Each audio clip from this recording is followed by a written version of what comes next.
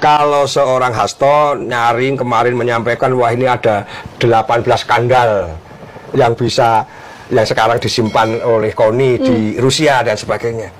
Saya yang baru kemarin saja Darsono anak politisi kampung ya. Ada loh.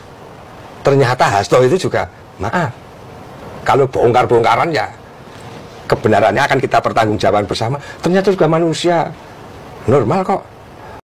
Ini orang makin gak jelas nih, makin gak jelas, makin aneh. Ya, saya mau menanggapi mengenai podcastnya Akbar Faisal ya, yang mengundang KONI.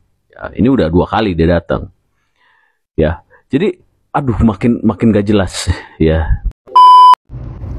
Kawal terus Hasto dan partai PDIP juga Megawati ya. Jangan sampai dia lari. Dalam persidangan kemarin Hasto tidak hadir. Mau melarikan kemana? Kami, rakyat Indonesia akan selalu mengejar dan mengejar. Dulu kamu bilang katanya membela rakyat Indonesia. Dulu kamu bilang katanya untuk mengayomi rakyat Indonesia. Untuk pembelaan semua mengatasnamakan rakyat Indonesia. Partai PDIP. Sekjen Partai PD Perjuangan Hasto Kristianto seperti yang kita ketahui bersama saat ini sudah ditahan oleh pihak KPK.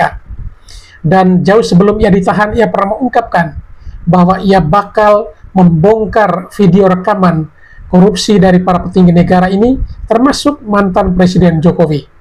Dan ia pun mengungkapkan bahwa dokumen rahasia tersebut disimpan oleh KONI Bakri di Rusia. Namun siapa sangka bahwa salah seorang mantan kader Partai PD Perjuangan justru mengancam Hasto dengan mengatakan bakal membongkar kedok atau membongkar skandal yang dimiliki Hasto itu sendiri.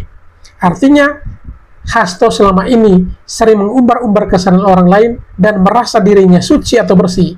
Namun ternyata ia pun memiliki beberapa hal yang boleh dikatakan skandal yang bakal dibongkar oleh mantan kader Partai PD Perjuangan tersebut. Baik, seperti apa yang pernyataan dari mantan kader Partai PD Perjuangan terkait hal ini? Mari kita ikuti video-videonya.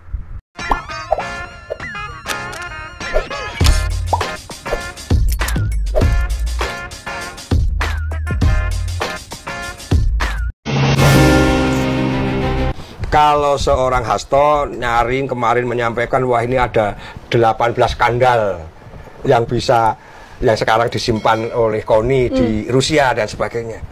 Saya yang baru kemarin saja Darsono anak politisi kampung ya. Ada loh. Ternyata Hasto itu juga maaf. Kalau bongkar-bongkaran ya kebenarannya akan kita pertanggungjawabkan bersama. Ternyata juga manusia normal kok.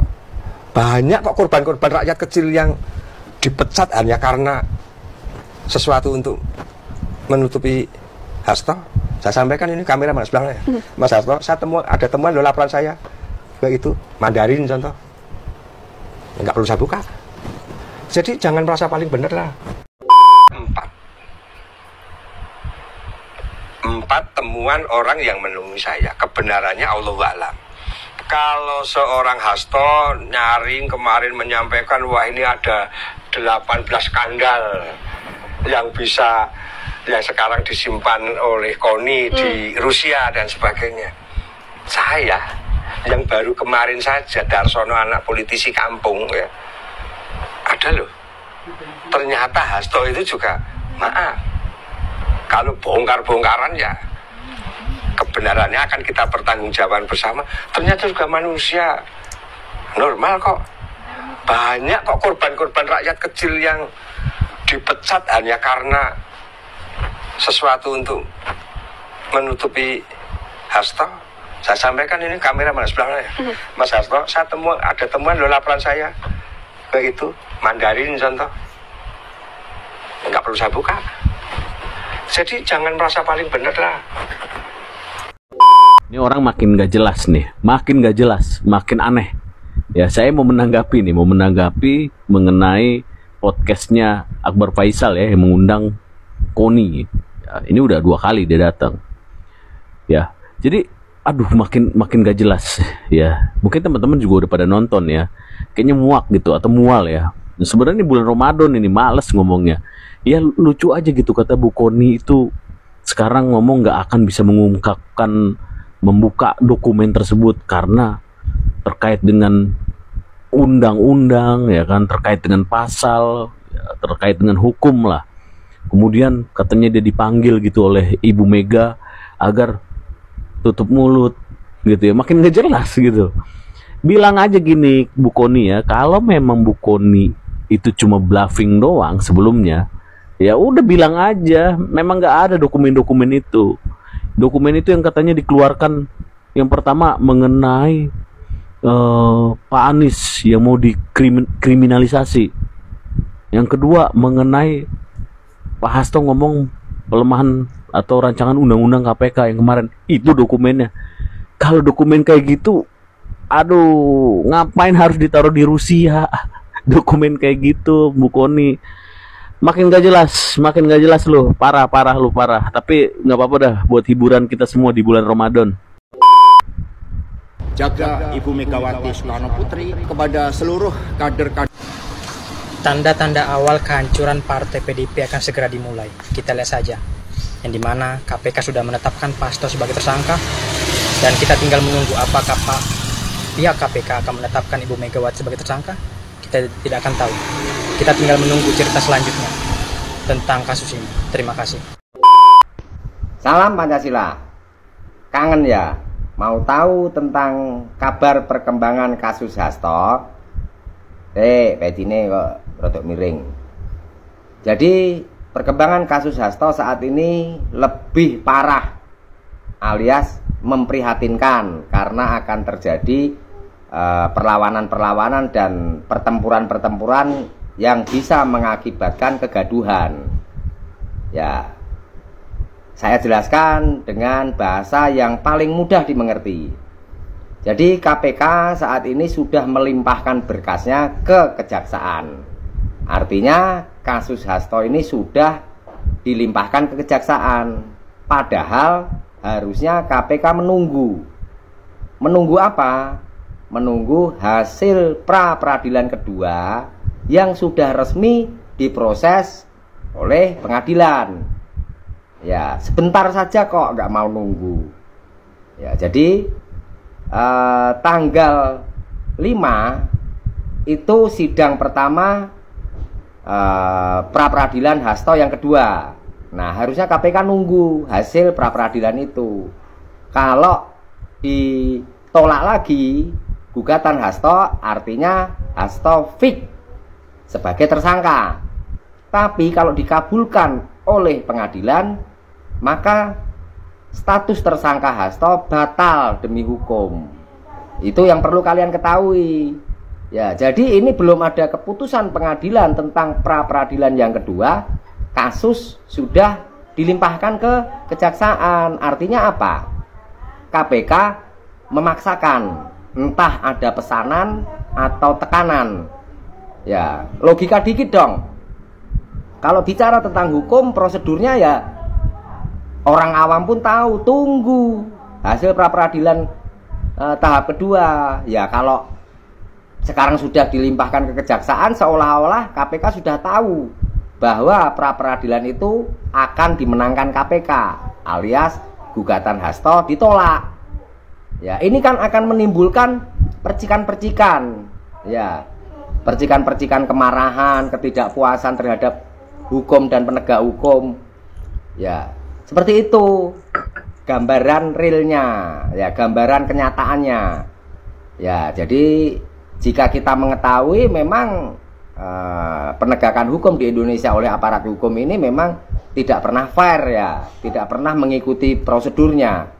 Ya, walaupun mungkin KPK punya hak untuk melimpahkan ke kejaksaan, ya, berkas-berkas yang sudah dikumpulkan, data-data yang sudah dikumpulkan. Tapi ya itu tadi, ya, kalau pra-peradilan dimenangkan KPK, kalau dimenangkan Hasto kan batal itu, gitu kira-kira. Oke, paham ya? Itulah yang nanti akan membuat kasus ini semakin rumit, semakin gaduh. Ya, peci merah, IQ tinggi, sang Pancasila merdeka. Assalamualaikum warahmatullahi wabarakatuh. Kali ini saya masih mau bicara tentang soal kemungkinan bagaimana Jokowi mendirikan partai politik yang baru. Ini tentu saja karena sehari dua hari ini kita mendengarkan bagaimana keterangan Jokowi ketika ditanyakan oleh awak media soal kemungkinan dirinya mendirikan partai politik yang baru. Jokowi tidak membantah bahwa Pak Jokowi itu sempat berbicara dengan para relawan-relawannya soal kemungkinan mendirikan partai politik. Nama partainya adalah Partai Super TBK, bisa juga disebut dengan Partai Super Sangat Terbuka. Inilah yang kemudian sehari dua hari ini saya banyak sekali ditanyakan oleh kawan-kawan media, apakah Pak Jokowi serius mendirikan partai politik ataukah hanya sebatas membangun narasi-narasi bahwa sebenarnya Jokowi itu ingin memberikan satu perspektif bahwa sebenarnya partai politik itu harus modern, bahwa partai politik itu adalah satu institusi yang tidak boleh dimonopoli oleh elit-elit tertentu. Saya selalu mengatakan ke kawan-kawan media, Jokowi ini sebenarnya punya segala-galanya untuk mendirikan partai politik. Coba tunjukkan ke kita, apa yang kurang dari Jokowi?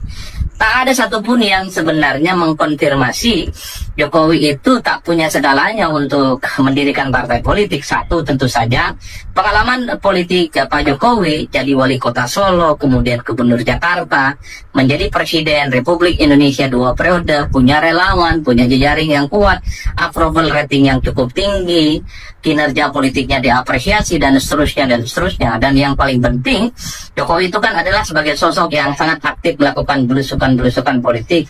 Satu sikap yang sebenarnya sangat disukai oleh masyarakat, karena harus diakui masyarakat kita secara umum sangat suka dengan pemimpin, dengan elit yang kalau dia cukup aktif mengunjungi masyarakat di bawahnya. Itulah yang saya sebutkan sejak awal, bahwa sebenarnya Jokowi ini kalau kita bicara tentang infrastruktur, kalau bicara tentang suprastruktur politik, sebenarnya sudah memiliki segala-galanya untuk mendirikan partai politik yang baru. Itulah yang sebenarnya per hari ini publik itu nunggu kapan kira-kira Partai Super TBK Pak Jokowi ini akan segera dideklarasikan. Tentu di tengah bagaimana situasi politik kita yang sangat berubah cukup dinamis, misalnya per hari ini ambang batas parlemen itu bukan lagi 4% loh. Tentu setelah ada putusan dari Mahkamah Konstitusi, mungkin di kemudian hari akan ada ketentuan ambang batas parlemen itu bisa 3%, bisa 2,5% atau 2%, atau mungkin sangat 0%. Jadi kesempatan ini yang sepertinya membuat publik menunggu-nunggu bahwa sebenarnya siapapun di negara ini ketika mendirikan partai politik sangat mungkin dia nanti akan lolos ke parlemen. Apalagi pada saat yang bersamaan, kabar baiknya soal ambang batas presiden, tentu hasil putusan dari Mahkamah Konstitusi itu juga dihilangkan. Itu artinya apa? Kalau Pak Jokowi mendirikan partai politik yang baru, bukan tidak mungkin di 2029 Pak Jokowi juga bisa mengusung bagaimana calon-calon presiden nantinya yang akan berangkat dari partainya yang baru ini. Itulah yang sebenarnya mengkonfirmasi kenapa sebenarnya pada saat yang bersamaan publik itu menunggu kira-kira kapan secara eksplisit, secara definitif Jokowi dengan seluruh jajaran politiknya, Jokowi dengan seluruh kekuatan dan para relawan politiknya mendeklarasikan untuk mendirikan partai politik yang baru. Misalnya soal ambang batas parlemen yang sudah mulai turun, tidak lagi 4%, saat ini adalah zero threshold terkait dengan pencalonan presiden, adalah kesempatan bagi siapapun sebenarnya yang punya partai baru untuk berkompetisi dan menjadi kekuatan-kekuatan politik yang pastinya akan dipertaruhkan. Jadi itu yang sebenarnya ingin ditunggu oleh publik, karena itulah yang kalau kita mau jujur kan, setelah Jokowi tak lagi jadi presiden, pembicaraan yang paling utama kira-kira kapan Jokowi itu ingin mendirikan partai politik. Karena ketika Jokowi dikaitkan dengan bergabung dengan partai politik tertentu, misalnya dikaitkan dengan Golkar, dikaitkan dengan Gerindra dan partai yang lain, Jokowi selalu mengatakan masih partai perseorangan. Jokowi juga selalu mengatakan partai Super TBK dan seterusnya. Pernyataan-pernyataan yang sering dikonfirmasi oleh publik sebagai pernyataan yang sangat diplomatis, bahwa sebenarnya Jokowi masih sangat hati-hati dalam menentukan bagaimana langkah politiknya di masa-masa yang akan datang. Tapi satu hal, publik itu sebenarnya sangat menunggu apa yang dilakukan oleh Pak Jokowi, mendirikan partai politik yang baru. Itu yang pertama. Nah, yang kedua tentu soal banyak juga yang mengartikan bahwa apa yang disebut dengan Jokowi ini tak lebih dari sekedar gagasan besar bahwa partai politik itu jangan hanya dikuasai oleh elit-elit kunci yang oleh Robert Michel dikuasai oleh segelintir elit yang disebut dengan oligarki partai. Karena memang kalau mau jujur sebenarnya suka tidak suka di negara kita ini kan memang keputusan politik apapun, terutama pemilihan ketua umum partai, termasuk juga soal siapa yang harus maju sebagai calon presiden, memang itu ditentukan hanya segelintir-gelintir oleh elit-elit kunci yang ada di partai politik. Ada juga yang mengatakan bahwa sebenarnya ketika Jokowi bicara tentang partai super TBK atau partai perorangan, sebenarnya Pak Jokowi itu ingin mengendorse bagaimana partai politik di masa-masa yang akan datang, semua partai politik yang ada di Indonesia itu adalah menjadi partai yang terbuka dan menjadi partai modern. Salah satunya adalah semua keputusan jangan hanya ditentukan oleh satu orang, yaitu ketua umum partai. Bahwa segala keputusan strategis koalisi tentang bagaimana arah kebijakan partai itu bukan hanya domain satu orang, tapi kemudian dikendalikan atas nama keterbukaan, musyawarah, mufakat, dan seterusnya, dan seterusnya. Jangan-jangan hanya itu yang sebenarnya ingin disampaikan oleh Pak Jokowi, bukan mendirikan partai politik formal, ikut pemilu, ikut pilpres, berkompetisi, dan seterusnya. Tapi bahwa ketika Jokowi bicara tentang partai super TBK, atau bicara tentang Jokowi itu terkait dengan partai perorangan, itu tidak lebih dari sebatas kritik politik. Bagaimana praktik-praktik partai yang ada di negara kita memang selama ini cukup tersentralisasi kepada ketua umum tertentu, hanya terpusat pada elit-elit partai politik tertentu. Dalam studi-studi ilmu politik memang tidak bisa dibantah. Orang seperti Robert Michel mengatakan bahwa di partai itu ada yang disebut dengan oligarki partai. Siapa oligarki partai? Ketua umum, bisa sekjen dan bendahara, atau ketua umum, wakil ketua umum, sekjen dan bendahara. Orang-orang inilah yang sebenarnya jumlahnya tidak banyak, dia mendeterminasi bagaimana keputusan politik partai, dan di mana keputusan partai itu kader-kader di bawahnya harus tegak lurus dan sami'na wa ta'na. Jadi wajar kalau kemudian ada yang mengatakan gagasan terkait dengan partai super TBK atau partai perseorangan ini adalah sebagai salah satu bentuk kritik sebenarnya Jokowi terkait dengan praktik-praktik politik, terkait dengan praktik-praktik partai politik yang ada di negara kita yang memang itu sangat terpusat pada satu orang. Wajar kalau kemudian ada juga yang mengatakan jangan-jangan ini adalah kritik satir Jokowi yang memang dialamatkan kepada PDIP, mantan partainya yang sejak kurang lebih sekitar 23 tahun lamanya bersama dengan Jokowi. Karena mungkin juga publik tahu bahwa kalau bicara tentang PDIP, maka keputusan politiknya hanya ada di Megawati Soekarno Putri sebagai veto player, the one and only yang memutuskan bagaimana arah kebijakan partai. Kader yang lain, kader yang di bawah jangan pernah bisa memberikan masukan dan input apapun kalau bicara tentang PDIP. Jadi publik seakan-akan mengkonfirmasi, ya dikait-kaitkan bahwa partai super TBK atau partai perorangan yang sering diamplifikasi oleh Jokowi tidak lain dan tidak bukan hanya ingin menyampaikan pesan politiknya kepada PDIP, partai politik yang sempat bersama dengan Pak Jokowi. Tapi ingat bahwa oligarki partai, keputusan partai itu juga hanya ditentukan oleh satu atau segelintir orang. Itu bukan hanya di PDIP. Semua partai politik yang ada di negara kita, hakul yakin, rakyat juga semua tahu, hanya ditentukan oleh segelintir elit. Bahkan kalau kita tahu bahwa kekuatan partai politik di negara kita ini memang terpusat pada satu orang. Misalnya kalau PDIP tentu ada Megawati di situ, ada terah politik Soekarno. Misalnya kita melihat bagaimana Partai Demokrat, publik juga tahu Partai Demokrat itu adalah replika politik dari Pak SBY yang kemudian mampu memenangkan pertarungan Pilpres 2 kali. Siapa yang bisa membantah kalau bicara Demokrat itu adalah keluarga besar Pak SBY lah yang kemudian menjadi faktor determinan. Jadi tidak mengherankan setelah begitu banyak pergantian suksesi kepemimpinan di Partai Demokrat, ya AHY adalah sebagai ketua umum yang dinilai terah politiknya SB. Apalagi Partai Gerindra, publik juga tahu Gerindra itu adalah DNA politiknya Prabowo.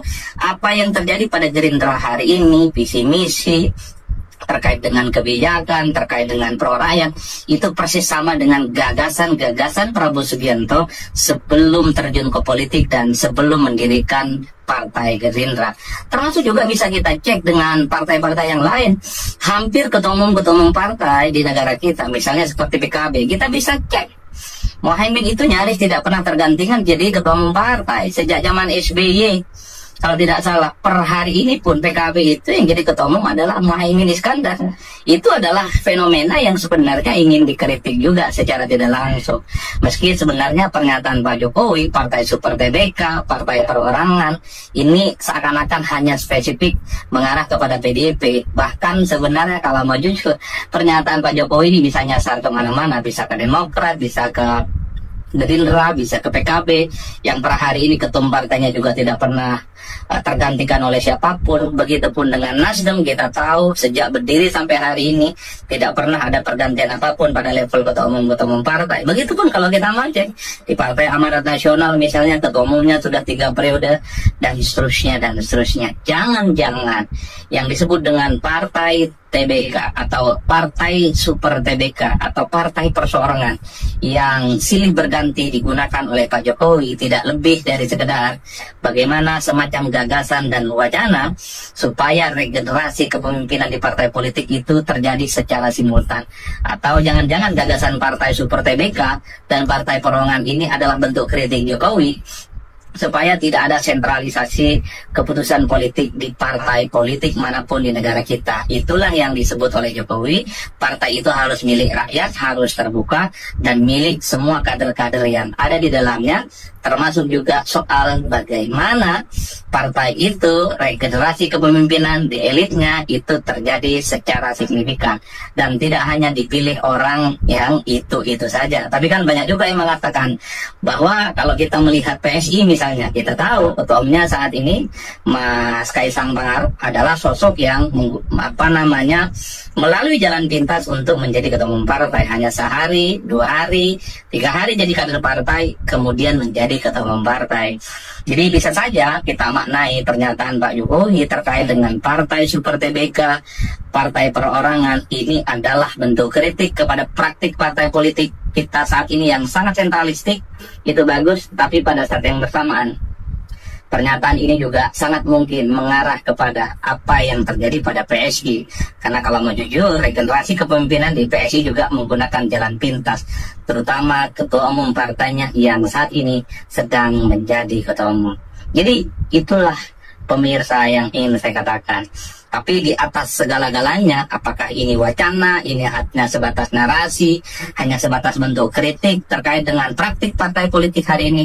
Per hari ini kalau kita mau sederhanakan, hampir 90% masyarakat menginginkan Jokowi mendirikan partai politik yang baru, yaitu Partai Super Terbuka atau Partai Perseorangan. Karena tentu saja Jokowi memiliki segala-galanya, sosok yang populer. Saat ini konon dinilai masih punya barisan pendukung yang cukup solid dan seterusnya. Bekal politik yang saya kira cukup memadai bagi seorang mantan presiden di Republik Indonesia, masih disukai oleh rakyatnya untuk mendirikan partai politik baru. Ayo Pak Jokowi, bikin partai politik baru. Saya kira ceruk pemilih kita masih sangat luas untuk dikapitalisasi, dijadikan sebagai resource dan mesin politik.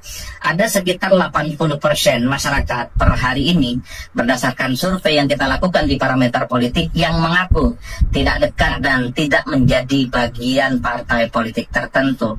Tentu 80% ini adalah ceruk yang besar yang bisa dimaksimalkan, bisa dikapitalisasi oleh partai-partai politik baru seperti partai politik yang mungkin nantinya akan dibuat oleh Pak Jokowi. Saya kira di situ salam politik syai'un pastinya mantap, semantap-mantapnya. Selamat menjalankan ibadah puasa kepada teman-teman dan para sahabat yang menjalankan ibadah puasa. Wassalamualaikum warahmatullahi wabarakatuh. Buat Ibu Megawati ya, supaya sadar di sini, sadarkan kembali ya. Bapak Anda tidak pernah mewariskan Indonesia ini hitam di atas putih ini bahwa negara ini diwariskan untuk Anda. Tidak ada sama sekali. Indonesia ini bukan milik pribadi, bukan milik Bapak Anda yang bernama Bapak Soekarno Proklamator. Dan Bapak Soekarno pun tidak pernah menuliskan Indonesia ini untuk menjadi milik keluarga Anda. Anda harus paham. Di zaman pejuang Bapak Proklamator ini masih banyak pejuang-pejuang lainnya ikut memerdekakan bangsa Indonesia, termasuk bapak saya. Ya. Jadi kamu jangan merasa Indonesia ini adalah warisan dari bapak Anda. Megawati, celotehanmu semakin hari semakin ngawur. Kita sebagai generasi anak muda gerah melihat celotehanmu. Karena kami sudah tidak ada respon lagi terhadap ocehan Anda. Cukup Anda diam. Cukup Anda diam. Jika tidak ingin kami semakin menggiring Anda ke media, ke publik. Bila perlu kami akan menggiring Anda ke penjara. Kami menghormati Anda karena Anda adalah anak dari mantan Bapak Proklamator Presiden Soekarno yang pertama. Jangan membuat kami marah, jangan membuat kami geram. Jika Anda mencabar, akibatnya begini. Rakyat Indonesia akan semakin meluak membenci Anda dengan omongan-omongan gigi lo yang peot itu. Megawati, sadar ya. Adian Napitupulu baru saja mengatakan bahwasanya SBY, Jokowi, dan Prabowo bisa jadi presiden karena jasa-jasa Megawati. Wah. Baru terantuk kepalamu itu. Iya. Kecelakaan di mana? Iya. Kok ada tanda-tanda geger otak sama? Iya. Sadarnya kok yang ngomong itu? Iya. Tanpa getarnya itu ngomong. Orang biasanya kalau geger otak itu ngaur ngomongnya. Iya. Saya di mana? Iya. Kamu siapa? Iya. Saya siapa? Iya. Dan kita siapa? Walah. Enggak aja kok ngomong mimpi kau. Iya. Ada aja. Kenapa sih?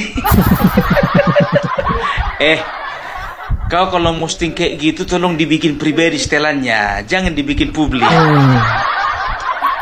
Malu kau nanti. Iya. Udahlah kalau sekarat aja lah. Jangan sok merasa masih kuat. Iya, betul. Udah sekarat perasaan masih kuat. Iya. Merasa paling penting. Aduh, sekarang kita apa dulu ya? Kita bahas dulu satu-satu ya. Mulai dari SBY. Ya, dia katakan katanya dulu SBY nggak akan jadi menteri kalau bukan gara-gara Megawati. Sekarang begini, iya kan? Bukan cuman SBY perasaan menteri satu-satunya zaman Megawati. Iya, betul. Saya duga PDIP juga berada dalam barisan penyokong revisi. Jadi sangat menggelikan kalau sekarang Hasto membuat sebuah cerita imajinatif bahwa Jokowi adalah dalangnya. Dengan melakukan itu, Hasto kembali terbukti adalah, maaf ya, pembohong besar. Saya berharap para politisi di Indonesia berhenti terus melakukan praktek-praktek semacam ini. Seperti saya katakan, sudah terlalu banyak Jokowi difitnah. Dia misalnya difitnah sebagai tokoh yang berupaya mengubah konstitusi agar masa jabatan presiden tidak dibatasi 2 kali. Jokowi sudah berulang kali membantahnya, tapi mungkin karena dia selalu membantah dengan penuh senyum, para penyebar kebohongan masih terus menyebarkan cerita itu ke seluruh Indonesia. Dia juga dituduh mengintervensi Mahkamah Konstitusi sehingga MK akhirnya membuat keputusan yang memungkinkan Gibran maju sebagai wapres. Itu juga adalah tuduhan yang terus dia bantah tanpa hasil. Kawal terus Hasto dan partai PDIP juga Megawati ya. Jangan sampai dia lari.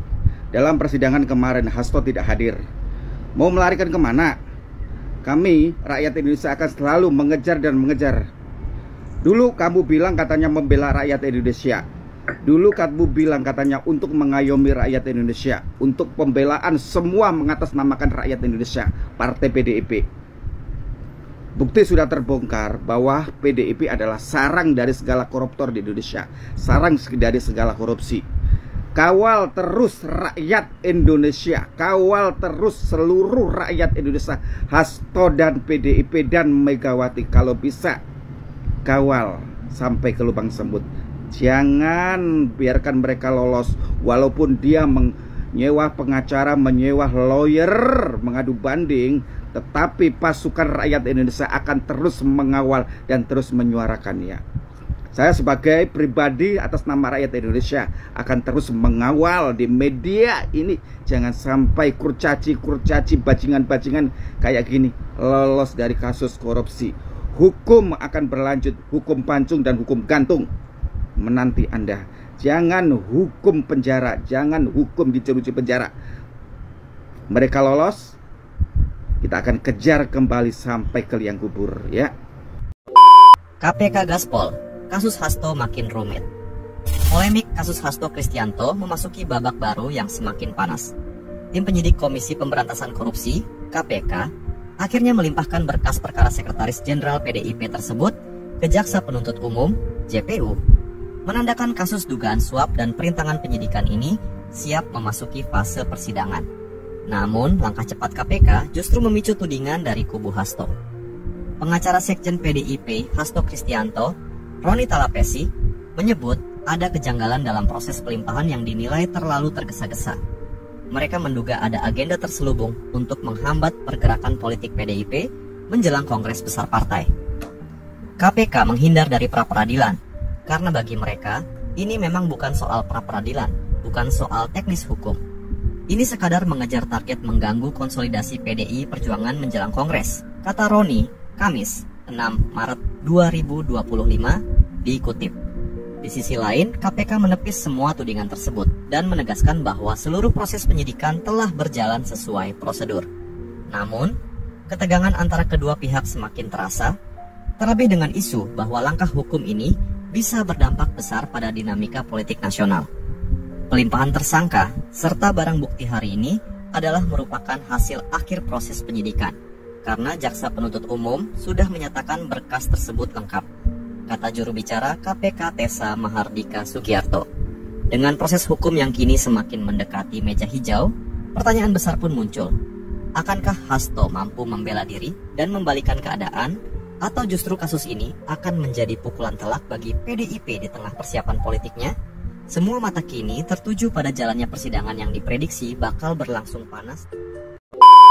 Adili Jokowi, katanya. Coba kalian teriak, adili Megawati. Kasus penjualan Indosat, kasus pulau yang hilang, kasus pelengseran Gus Dur. Dan lagi yang paling penting, coba kalian teriak, sahkan RUU perampasan aset di depan kantor DPR daripada kalian demo yang tidak jelas. Lebih baik kalian mendukung keinginan masyarakat, yaitu berdemo mengesahkan RUU perampasan aset. Itu lebih berguna. Viral Ketua DPC Partai Dinasti Indonesia Perjuangan yang menjabat sebagai Wakil Ketua DPRD Kabupaten Bekasi ditangkap oleh Kejaksaan Agung dugaan dana gratifikasi berupa 2 mobil mewah amazing. 2 hari loh, 2 hari baru dilantik sudah ditangkap. Nah, ini sebagai catatan ya. Maukah kalian di kemudian hari memilih calon-calon wakil rakyat yang diusung dari Partai Dinasti Indonesia Perjuangan? Dan maukah kalian jika daerah-daerah kalian mempunyai pemimpin yang dari Partai Dinasti Indonesia Perjuangan? Alah, kalau aku ya skip saja. Masih banyak putra-putra terbaik yang ingin bekerja untuk negara, bukan partai. Gimana menurut kalian, Lur? Tolong tulis di kolom komentar mulai sekarang dan sampai masa depan. Tinggalkan Partai Dinasti Indonesia Perjuangan.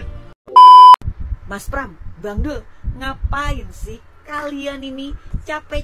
Hai guys, saya kasih tahu ya untuk Anda semuanya, jangan pernah punya penyakit iri hati, dengki terhadap orang lain. Seperti wanita satu ini yang tidak pernah konsisten dengan kata-katanya. Kemarin dia itu mempermasalahkan Mas Gibran datang ke lokasi setelah banjir. Dan sekarang dia itu beda cerita lagi. Karena timnya sudah dikata-katain dan dibanding-bandingkan dengan Mas Gibran, dia sekarang tidak terima dan bikin kata-kata seperti ini lagi. Ya ampun Mbak, na'udzubillahi min dzalik. Mendingan Anda itu tobat sekarang bulan suci Ramadan, perbaiki diri, jangan punya penyakit hati seperti itu terus-menerus. Kasihan Anda, makanya gimana Allah itu mengabulkan doa Anda, gimana Allah itu memberikan jabatan yang baik untuk Anda, karena Anda itu selalu punya iri hati, dengki terhadap orang lain. Paham Anda? Baik sahabat sekalian, demikianlah beberapa buah video yang coba saya reaksi pada kesempatan kali ini. Dan kepada para sahabat sekalian setelah menyaksikannya dan ingin berkomentar, silakan tulis di kolom komentar. Sekian dan terima kasih dan sampai berjumpa kembali di video selanjutnya.